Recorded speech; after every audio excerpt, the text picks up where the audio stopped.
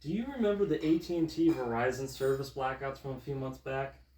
Or do you like to go hunting, camping, fishing, floating down a river, just like me? If you're anything like me, you probably miss the cell service. You miss being able to talk with relatives in town and with people around you over the phone while you're out and about. Fortunately, amateur radio can help you with anything from local communications to cross-continental global communications. Now, I myself am a licensed amateur for about 2.5 months. I got my license December of last year. I have some experience, not a whole bunch, but I have some. And I've really looked into the hobby a lot recently. So by the end of the speech, I want you to understand 3 things broadly. I want you to understand what amateur radio is, propagation characteristics on the frequency bands, and how to actually get started in amateur radio. So now that we have the purpose out of the way, let's get into the definition of amateur radio. Amateur radio, or more specifically the amateur radio services, are defined as the amateur service, the amateur satellite service, and the radio amateur civil emergency service, or as it's often abbreviated to, RACES.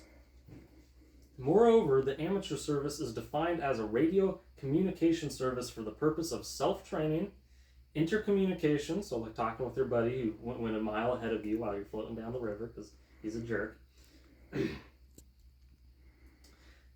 and technical investigations carried out by amateurs. That is duly authorized persons interested in radio techniques solely with a personal aim and without pecuniary or monetary interest.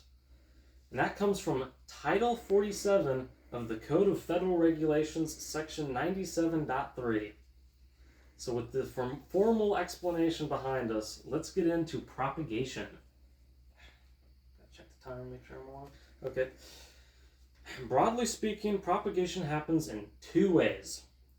The high-frequency bands make use of the ionosphere in a process known as skywave to refract radio waves back down to the surface of the Earth over hundreds or thousands of miles. This would be great for talking with, say, a relative in the lower 48. Say you got a relative in Iowa and you're up here in Fairbanks and you want to talk to him when there's a service blackout, you know? It'd be great for something like that. Additional means of skywave also exist, which is explored in Hussein's master's thesis, a great source I used for this speech, called Near Vertical Incidence Skywave, which takes skywave and it takes it takes your radio wave and it irradiates it at a much sharper angle, so it travels back down to the Earth at consequently a sharper angle, reining in the area of where your signal is received to a much tighter area, about 300 miles in radius at most. On the contrary to this, VHF and UHF, that's very high frequency and ultra high frequency, radio waves are generally not refracted by the ionosphere. They don't go past the horizon generally. They're pretty limited. A lot of that VHF and UHF is explored in Barclay and others' textbook, which I used as an awesome source for this speech. In my own personal experience, I've used repeaters to overcome the line of sight limitations. Repeaters just retransmit your signal a greater distance out. And another way of getting your signal further out on VHF is something called meteor scatter. Meteor scatter uses the ionized trails left over behind from meteors entering the Earth's atmosphere to scatter your radio signal all out in a bunch of different directions, hundreds of miles. And that comes from Whitson and Ralston of the Institute of Electrical and Electronic Engineers. So now that we've discussed propagation, we need to discuss where to start in amateur radio. And once again, according to Title 47 of the Code of Federal Regulations, there are 3 classes of licenses available.